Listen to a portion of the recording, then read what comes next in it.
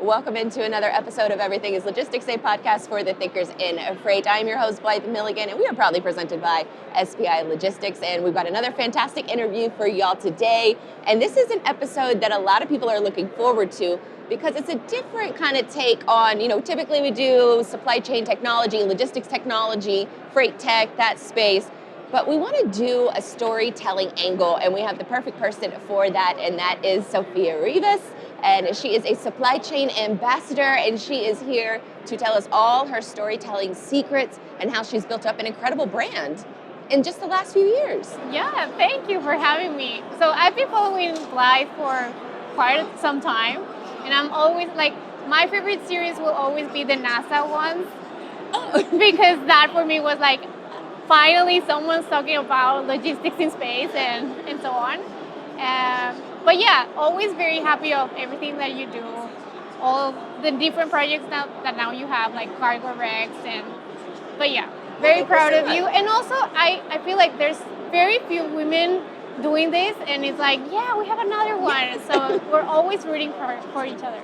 Exactly, and I love your energy, and I love the way that you approach all of your different content, because you come at it from a fun but educational standpoint, and that's exactly what I gravitate towards, is being able to listen to people who thoroughly enjoy the job that they're doing. And so for folks who may not know, what does sort of your day-to-day look like?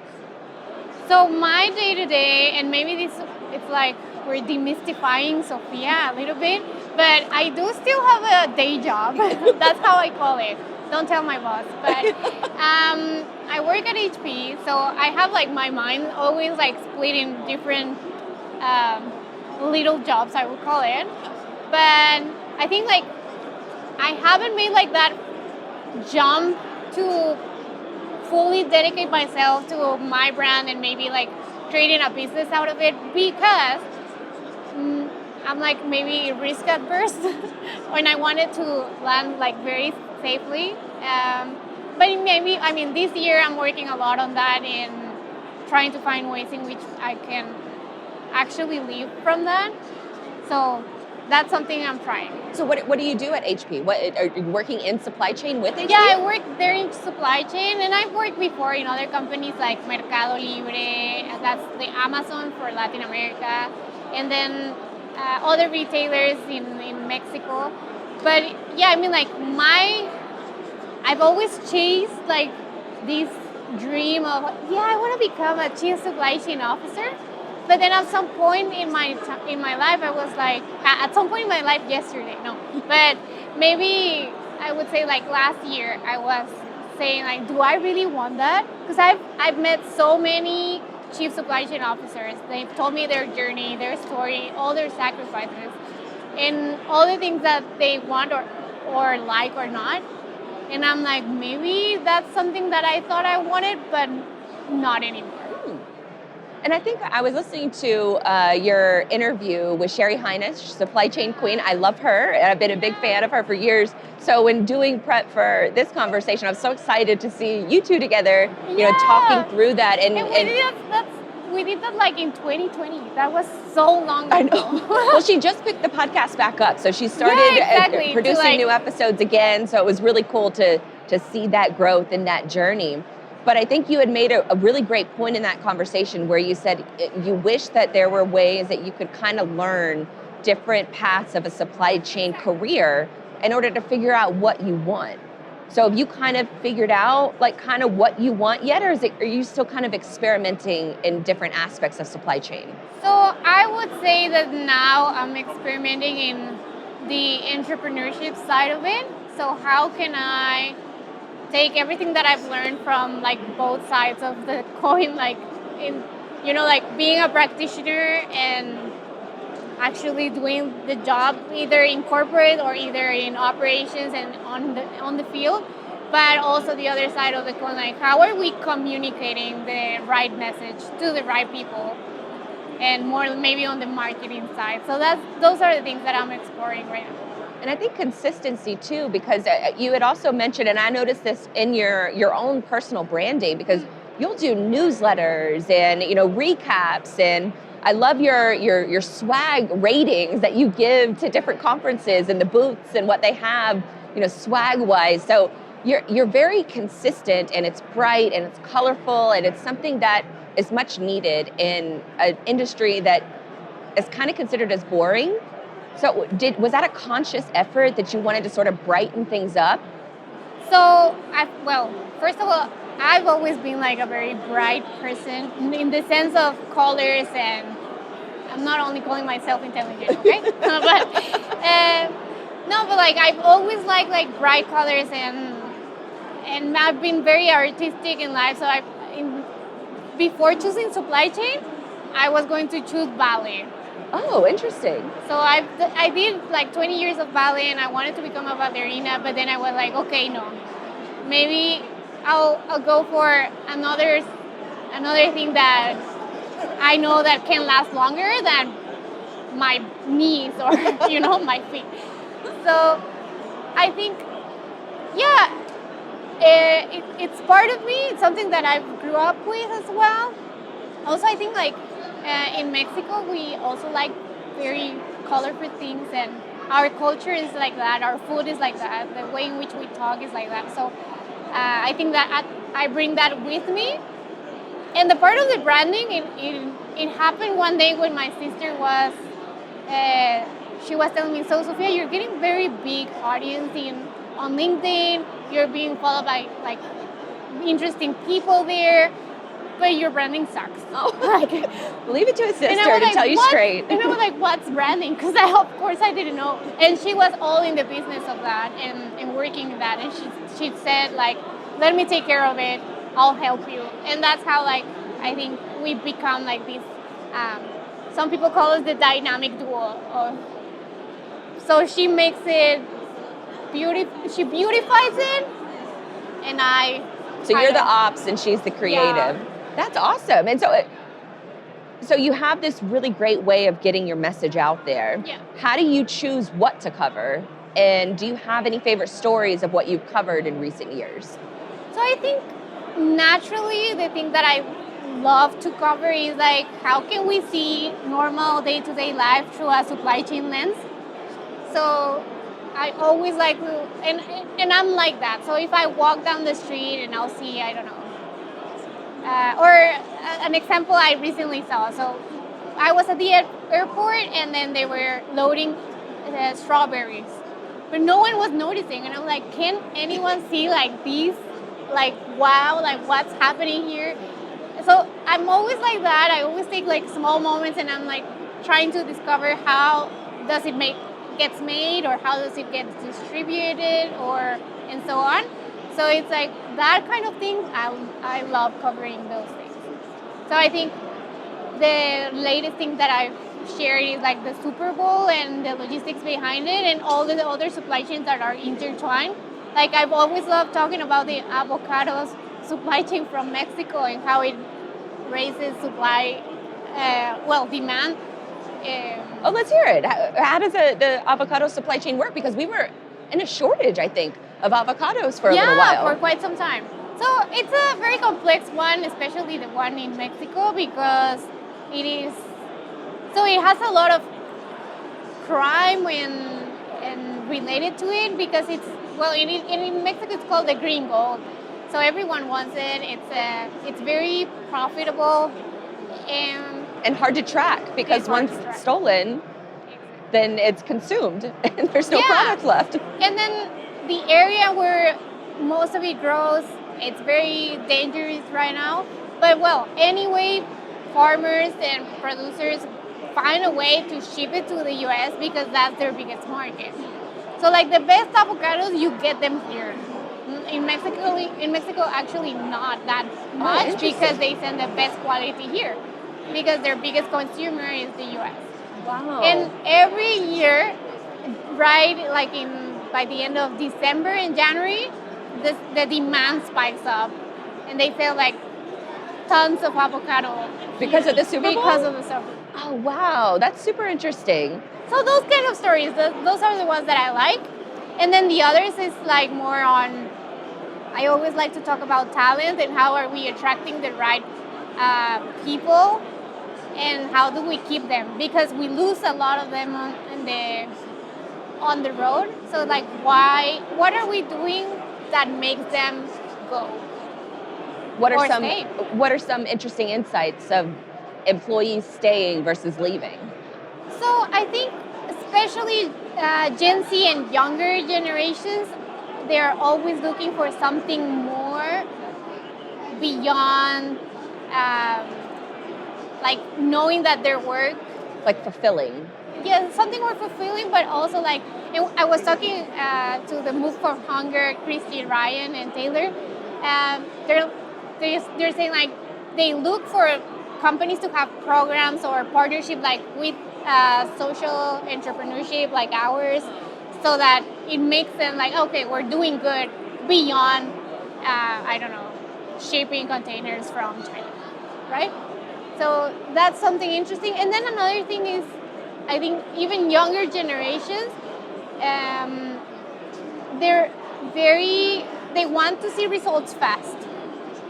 So they get bored very easily. So how can we like make their job more dynamic, and so that they don't lose interest, because they lose it very, very fast. Really? And there's so many dynamics happening with like Gen Z and then even Gen Alpha that will be coming into the workforce, sooner, I think within the next handful of years.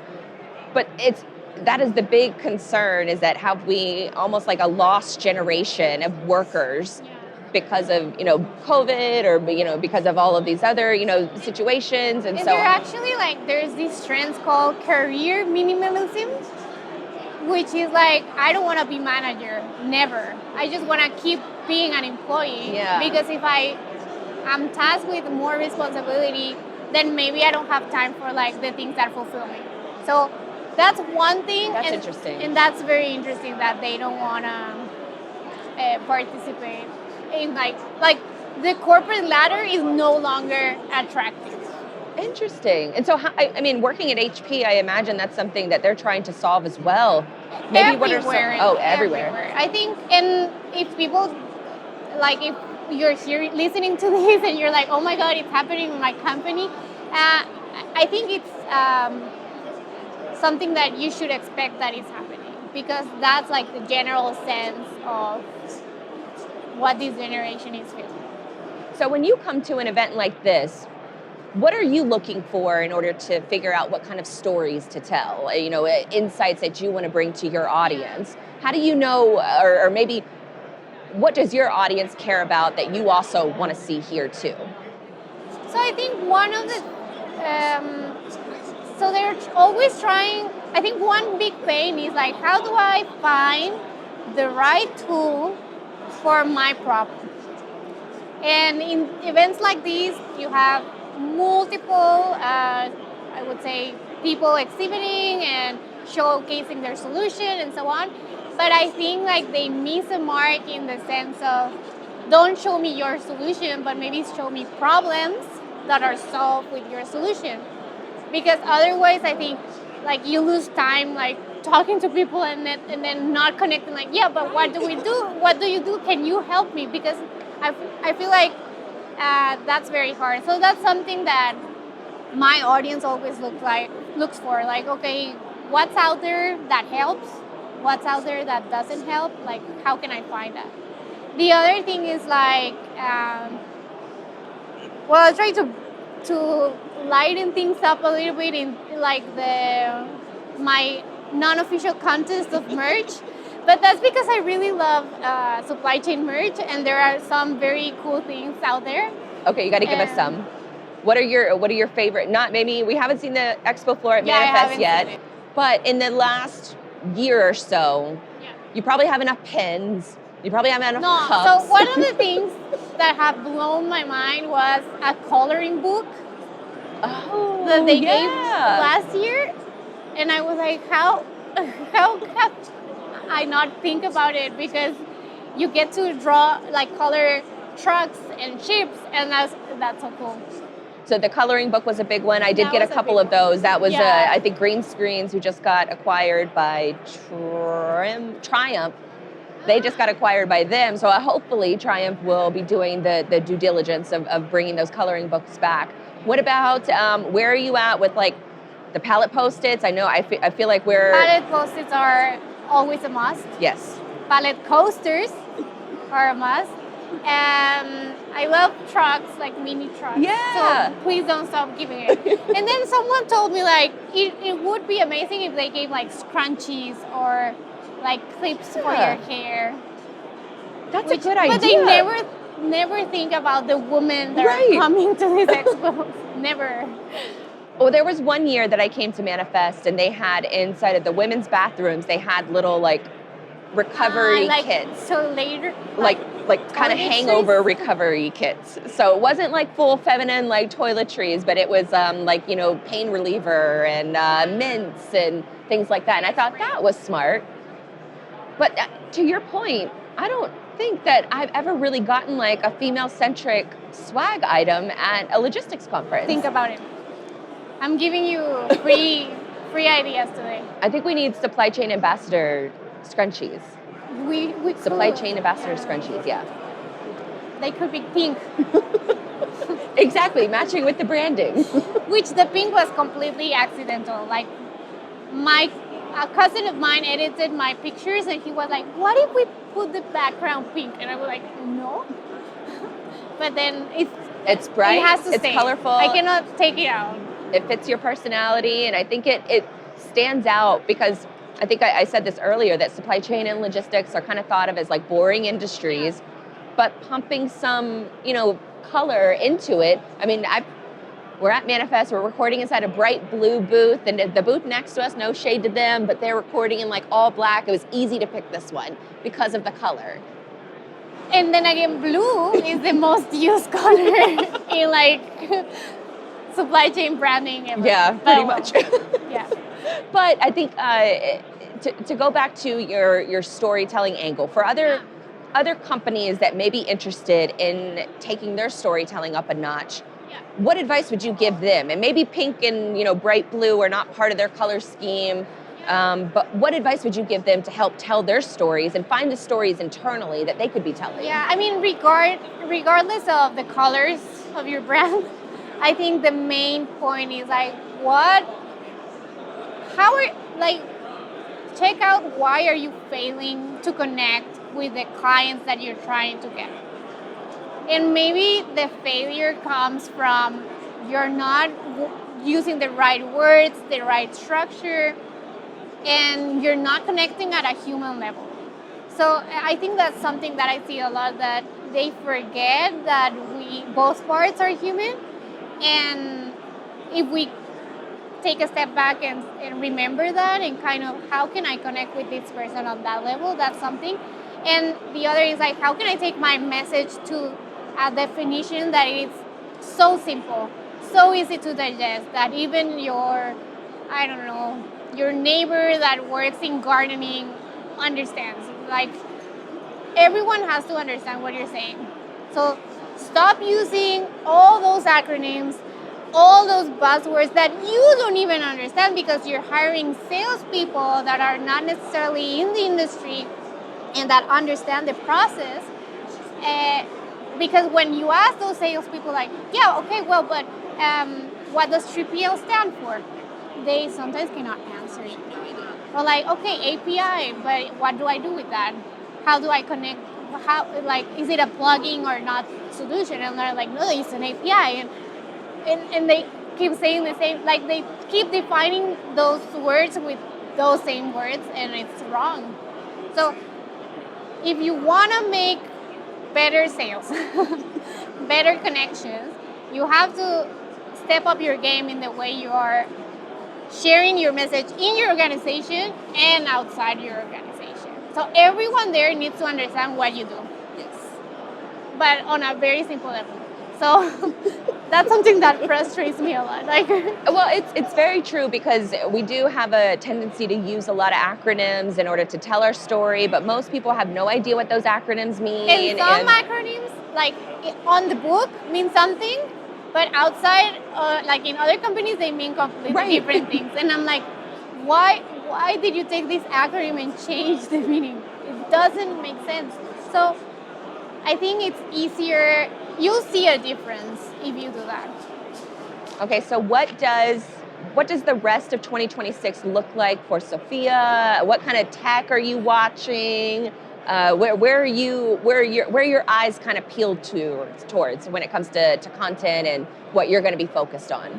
So to content, I'm trying to build a funnel in which I guide my audience to something else. That something else it's still in the making, and I'm still defining it. I'll be asking a lot of questions here in Manifest around it. Maybe you'll get a hint of what I'm trying to do. But it's content related, it's storytelling related in supply chain, like how do we do it better? And that's something I'll be focusing on a lot. And the type of content is like, okay, I do like to tell stories about what I see, how I see things, and the problems that I see in the industry that we should tackle in some way. But additionally to that, it's like, okay, use it as part of the funnel for these other projects. No, I think that makes a ton of sense. So don't be afraid to be colorful. Don't be afraid to tell internal stories. You have to adjust your messaging per your talent within your company in order to help them get on a pathway to success. Yeah. And then we're going to look out for you as you're figuring out what your pathway to success is going to be, but we can still follow all of your content in the meantime to get maybe those little hints. For sure, please follow. Where can they follow you? But beyond following, please interact. I appreciate that more. And I always remember like the people that are constantly building up that conversation with me and with the community that I have, that's even more valuable than just like, oh yeah, I like this post. No, like maybe read it, check it out, and challenge me as well. So.